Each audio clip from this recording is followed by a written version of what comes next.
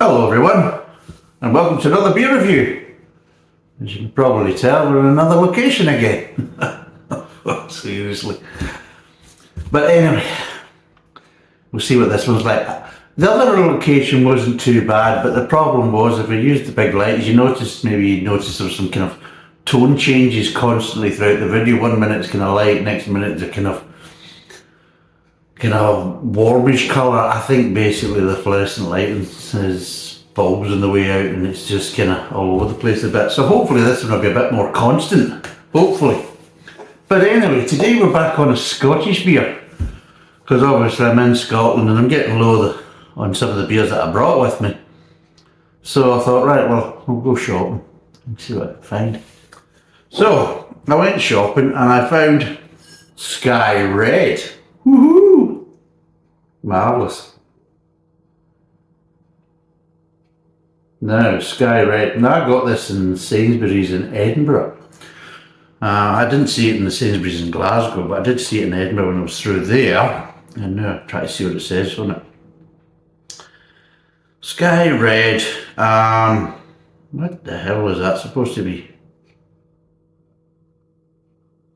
Majoring in malt, bitterness and fruit with just the right amount of hops. Our first ever ale and award winner too. It's always award winner, you notice that's always, oh look at us, everyone's award winning, you know. So it's 4.2%, it's 500ml. It's roughly about kind of £2 a bottle, or slightly over £2 a bottle. And apparently it's a premium craft ale. And it's brewed on the Isle of Skye. There you go. So it's crossing the Minch, isn't it? So apparently there's a bit of spill on the back. It says, a balanced, nutty and exceptionally smooth craft ale in the Scottish tradition. Malted barley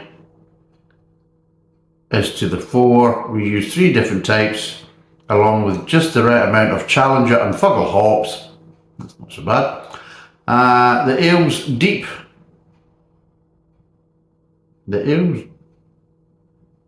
hue, jeez, I'm struggling to read that, is no accident. We took our inspiration from Skye's Red Cullen Hills. There you go. And that's really it. And whereabouts is it actually brewed in Skye? Does it say anything?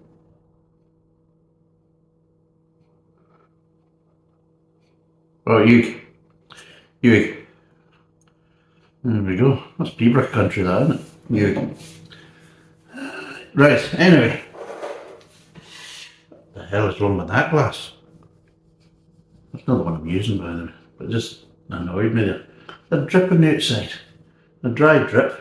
Don't like dry drips. It's annoying me. Get OCD with cleaning, so... Oh, for fuck's sake, what the hell? Sounds annoying me. This is what happens when you stack the glasses. Where's that drip gone? Is it going away? It's fighting me, so it's fighting me. That's good. Anyway, let's get back to it. Let's crack it open and see what it's like. Should be marvellous. It fucking better be. Anyway, let's see if it's a hit or a bottle of shit. Let's find out. Let's give it a good pour. Right, for people on the podcast, it's about half finger head. It's actually not a bad head. It is a kind of slightly reddish, kind of amber colour. It's clear. Yeah, it is a kind of. It's not a dark red. It's quite a lighter red. So it's not like a ruby. It's a bit lighter than a ruby, and it's nice and clear, and you can see through it quite easily. Smell wise, maybe slightly off, maybe an off-white head. And about half a finger. I'm getting malt, but again, it's actually quite a light malt. It's not strong malt, and not really getting any hops. So with the Challenger and the Fuggles, I'm not really getting much aroma off them. And yeah, just in general, okay, it's kind of lacking an aroma. It really is quite a Oh, there's not much there, really not much there. So anyway, let's see what it tastes like.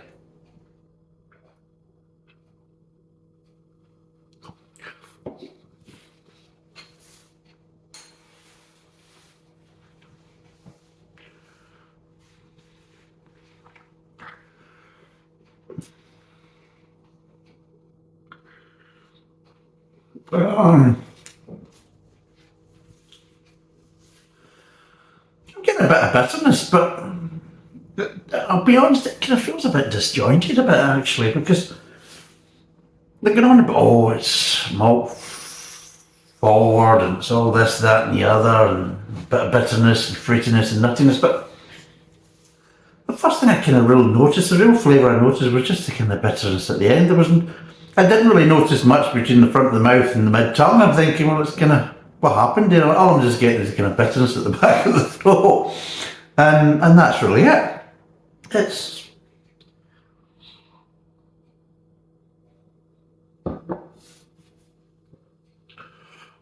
Alright, okay. Right, okay, right.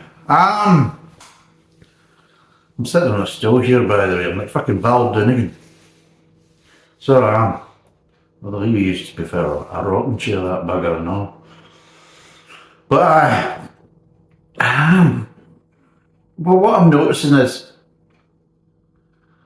the front of the mouth is a bit of a disappointment. You get a little hint of malt, and then it just kind of dissipates quite quickly. And then you started noticing your first real notice in the mid-tongue of the hops, because it really is mostly hops, this. And the first thing that I'm getting flavour-wise in the mid-tongue is in relation to the hops. And a slightly kind of soapy dishwater kind of sensation is what I'm getting.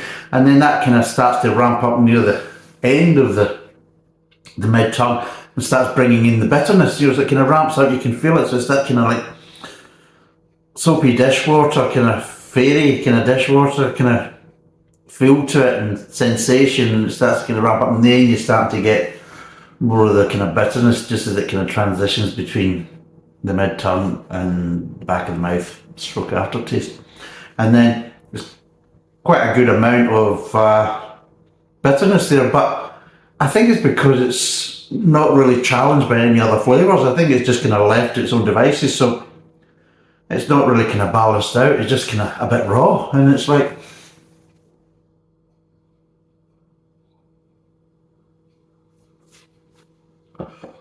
yeah, the malt. There might be a little bit of fruitiness near the back end of the mid-tongue, but again, it's just nothing's clear. It's not a clean tasting beer. I mean, the only real flavour you can distinguish is the hop, and that's a bitterness. And obviously a kind of soapy kind of feel to it. There is a kind of lighter, kind of slightly sweet flavour just near the back end of the mid-tongue, but again, you could constitute it as maybe a fruitiness. I don't know where they're getting the nuttiness, because I can't seem to taste any nuttiness right now.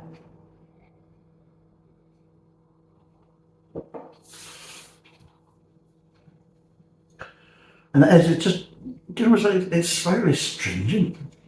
It's just giving a slightly stringent feel to it. Yeah, because you're getting that kind of, with the bitterness, it feels like slightly tannin feel to it as well. The kind of slightly tanning tone, i.e. kind of tea, stringent. And yeah, overall, I like bitterness, but it's not balanced. How the fuck did this win an award? And what award did it win? Award winner too, what's it say? Does it mention anything about it? No, it doesn't. Well, I'm sure I'll find out and I'll put it down in the beer facts below, but I really honestly don't understand how that's award winning, because it's all over the place. Unless it was up against Belhaven beers. Then, of course, even just by turning up and being in a bottle, I would have probably won. But yeah,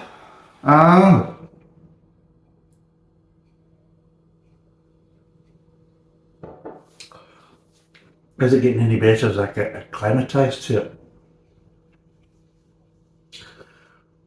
Maybe yes, but again, the hops are a bit just too raw in the back end. There's nothing there to kind of temper them down a bit, and just kind of balance it out. They're running a bit wild there, and yeah. It's not a pleasant bitterness, it's just like a kind of uncontrolled bitterness, like we've chucked them in, let's see what they do, and it's like that. And it feels like they haven't kind of controlled the hops by making sure there's enough malt there to balance it out, make sure there's enough kind of sweetness there. And no, it's just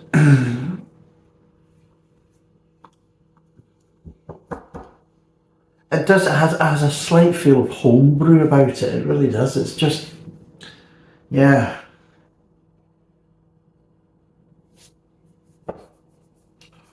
The sweetness is getting a little bit more in the mid tongue, so there is.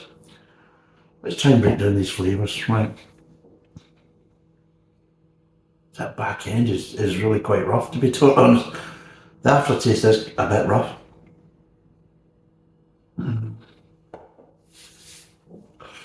Okay, start off front and mouth. You get a bit of malt, a little bit of grain, a little bit of sweetness, but there's not really much there. And it's lost as it moves over to the kind of mid-tongue. You're getting a kind of secondary sweetness coming in the mid-tongue, but it doesn't feel as if it's attached to the little bit of sweetness you're getting at the front end, at the front of the mouth. For something malty, it just feels like there's not enough malt in it to really cope with the amount of the hops there. I mean, this is a strange thing. It doesn't taste watery, and it doesn't seem to be lacking body, but what it does do is like, there's not enough of the right type of malt to kind of cope with the hops.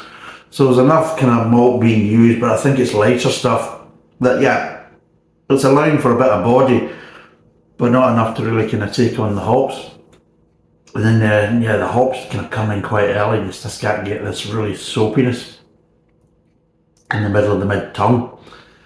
As it moves to the back there, you're starting to get a little bit more sweetness there, and it could be construed as something kind of fruity because it's slightly off-sweet. It's not a pure sweetness, it's slightly off-sweet, and you could probably think, yeah, it's maybe a slightly fruity flavour to it.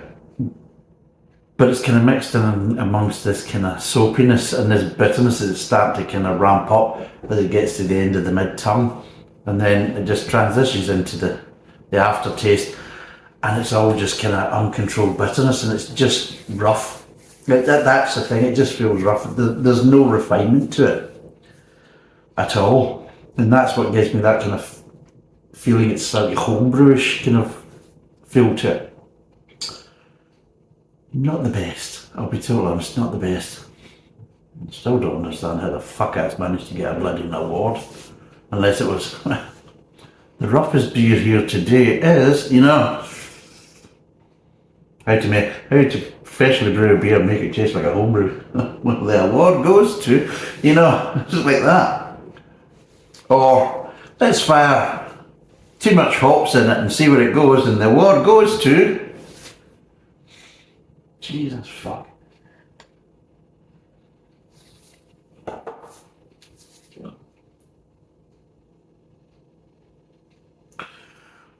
Let's maybe get a little bit better now as I'm getting more attuned to it, but initially, Jesus, rough as fuck, so it is. Maybe getting a little bit of nuttiness now there in the aftertaste, just a little bit. But yeah, it's hanging on to the bitterness. And it's giving you a slightly sourness to it, because it's just uncontrolled. That's what I'm saying. It's like, it's giving me a little bit, it's lingering. This is the problem. It's lingering as if it's like a new old hops, that kind of pithiness. You're getting a bit of that, but it's not citrus. It's the kind of slightly sour pithiness that you're getting from the British hops. And yeah, I think they've just put too much in there, and they haven't really balanced the rest of the flavours out to kind of dampen it down.